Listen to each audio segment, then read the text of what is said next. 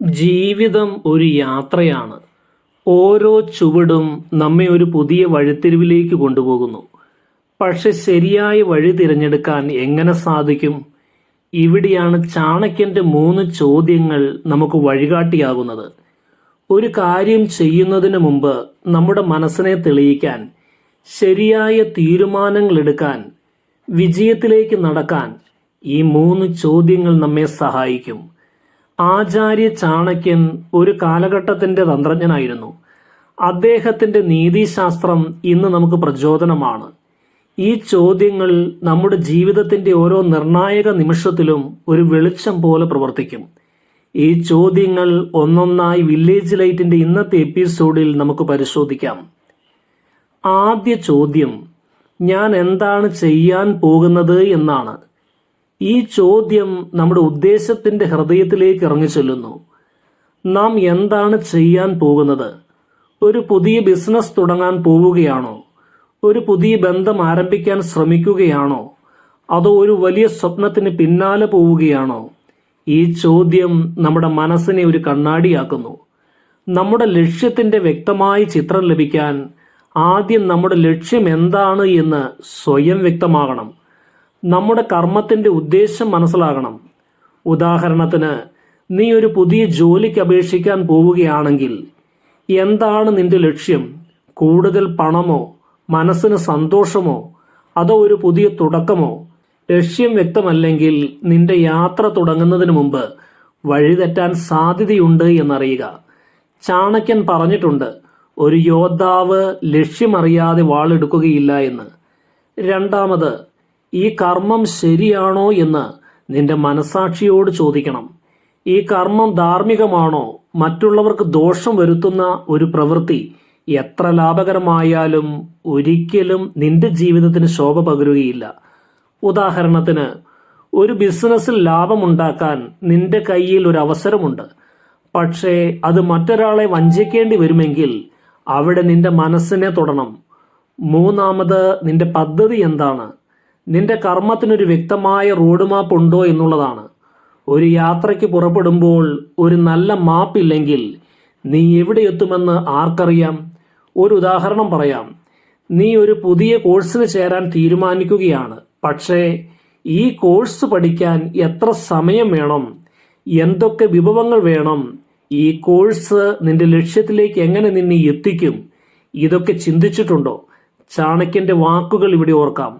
ഒരു വ്യക്തമായ ലക്ഷ്യമില്ലാതെ ഏറ്റവും ശക്തനായ യോദ്ധാവിന് പോലും വിജയിക്കാനാവുകയില്ല എന്ന്. ഈ ചോദ്യം നിന്റെ മനസ്സിനെ തെളിയിക്കുന്നു, നിന്റെ ലക്ഷ്യത്തിന്റെ വഴി വ്യക്തമാക്കുന്നു. രണ്ടാം ചോദ്യം, ഇതിന്റെ ഫലം എന്തായിരിക്കും എന്നുള്ളതാണ്. നിന്റെ കർമ്മം ഒരു കല്ല് വെള്ളത്തിലേക്ക് എറിയുന്നത് പോലെയാണ്. അത് തിരമാലകൾ ഉണ്ടാക്കും. പക്ഷേ ഈ തിരമാലകൾ എന്തിനെ ബാധിക്കും? ഈ ചോദ്യം നിന്റെ ദീർഘവീക്ഷണത്തെ പരീക്ഷിക്കുന്നു. നിന്റെ തീരുമാനം എന്തു മാറ്റങ്ങൾ കൊണ്ടുവരുമെന്ന് ചിന്തിക്കുവാൻ ഈ ചോദ്യം നിന്നെ പ്രേരിപ്പിക്കുന്നു. ആദ്യം, ഇപ്പോൾ എന്ത് സംഭവിക്കും?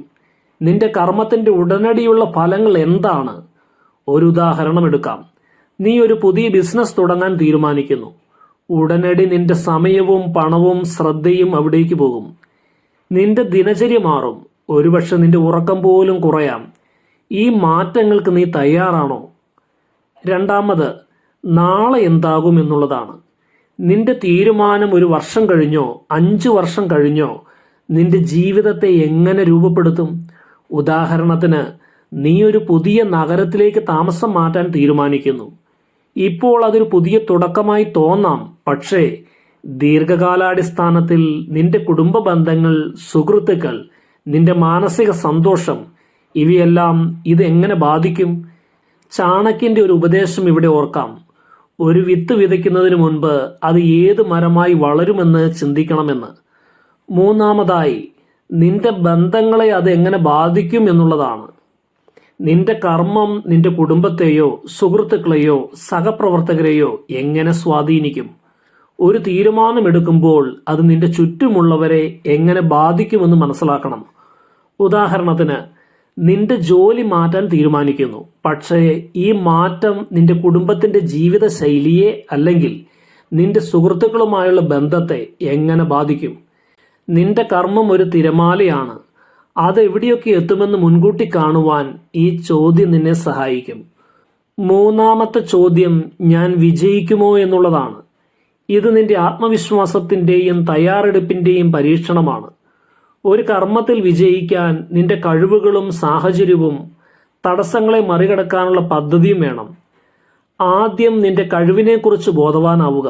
ഈ കർമ്മം ചെയ്യാൻ നിനക്ക് വേണ്ട അറിവ്, വൈദഗ്ധ്യം, വിഭവങ്ങൾ ഇവയെല്ലാം നിന്റെ കൈവശമുണ്ടോ? ഉദാഹരണത്തിന്, നീ ഒരു പുതിയ ബിസിനസ് തുടങ്ങാൻ ആഗ്രഹിക്കുന്നു. പക്ഷേ ആ ബിസിനസ്സിനെ കുറിച്ച് നിനക്ക് മതിയായ അറിവുണ്ടോ?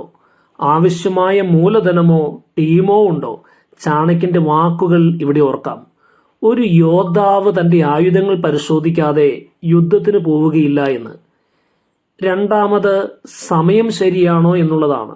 നിന്റെ കർമ്മത്തിന് ഇപ്പോൾ അനുകൂലമായ സാഹചര്യമാണോ? ഒരു ശരിയായ കർമ്മം തെറ്റായ സമയത്ത് പരാജയപ്പെടാം. ഉദാഹരണത്തിന്, നീ ഒരു പുതിയ ഉൽപ്പന്നം വിപണിയിൽ ഇറക്കാൻ തീരുമാനിക്കുന്നു. പക്ഷേ വിപണി ഇപ്പോൾ അതിന് തയ്യാറാണോ? സമയത്തിന്റെ ഒഴുക്കിനെ മനസ്സിലാക്കണം. മൂന്നാമത്, തടസ്സങ്ങൾ എന്തൊക്കെയാണ്? ഓരോ കർമ്മത്തിനും വെല്ലുവിളികൾ ഉണ്ടാകും. ഈ തടസ്സങ്ങൾ എന്തൊക്കെയാകാം? അവയെ മറികടക്കാൻ നിന്റെ പദ്ധതി എന്താണ്? ഒരു ഉദാഹരണം, നീ ഒരു പരീക്ഷയ്ക്ക് തയ്യാറെടുക്കുകയാണ്. പക്ഷേ സമയക്കുറവോ മറ്റു ഉത്തരവാദിത്വങ്ങളോ തടസ്സമാകാം. ഈ വെല്ലുവിളികളെ നേരിടാൻ നിന്റെ പദ്ധതി എന്താണ്? ചാണക്യന്റെ ഒരു ഉപദേശം ഇവിടെ ഓർക്കാം. വിജയം യാദൃച്ഛികമല്ല, അത് തയ്യാറെടുപ്പിന്റെ ഫലമാണ്. ഈ ചോദ്യം നിന്റെ വിജയത്തിന്റെ വാതിൽ തുറക്കാൻ സഹായിക്കും. നമ്മുടെ യാത്ര ഇവിടെ അവസാനിക്കുന്നില്ല. ഇതൊരു പുതിയ തുടക്കമാണ്. ചാണക്യന്റെ 3 ചോദ്യങ്ങൾ, നിന്റെ കർമ്മം, അതിന്റെ ഫലം, വിജയത്തിന്റെ സാധ്യത, നിന്റെ ജീവിതത്തിലെ ഓരോ തീരുമാനത്തിനും ഒരു വെളിച്ചമാണ്. ഈ ചോദ്യങ്ങൾ നിന്റെ മനസ്സിനെ തെളിയിക്കും, ശരിയായ വഴി കാണിക്കും. ഓരോ ദിവസവും ഒരു പുതിയ തീരുമാനമെടുക്കുമ്പോൾ ഒരു നിമിഷം നിന്ന് ഈ ചോദ്യങ്ങൾ ചോദിക്കൂ. ഞാൻ എന്താണ് ചെയ്യാൻ പോകുന്നത്? ഇതിന്റെ ഫലം എന്താകും? ഞാൻ വിജയിക്കുമോ? ഈ ചോദ്യങ്ങൾ നിന്നെ വിവേകത്തോടെ മുന്നോട്ട് നയിക്കും. ചാണക്യന്റെ വാക്കുകൾ ഓർമ്മിക്കൂ. വിജയം യാദൃച്ഛികമല്ല, അത് തയ്യാറെടുപ്പിന്റെ ഫലമാണ്.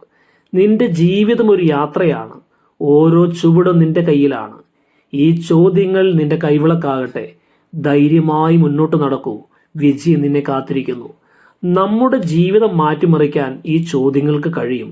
വില്ലേജ് ലൈറ്റിന്റെ ഇന്നത്തെ എപ്പിസോഡ് ജീവിതത്തിൽ അത്ഭുതകരമായ മാറ്റം വരുത്താൻ പര്യാപ്തമാണ്. വീഡിയോ കണ്ട ഏവർക്കും ഹൃദയം നിറഞ്ഞ നന്ദി.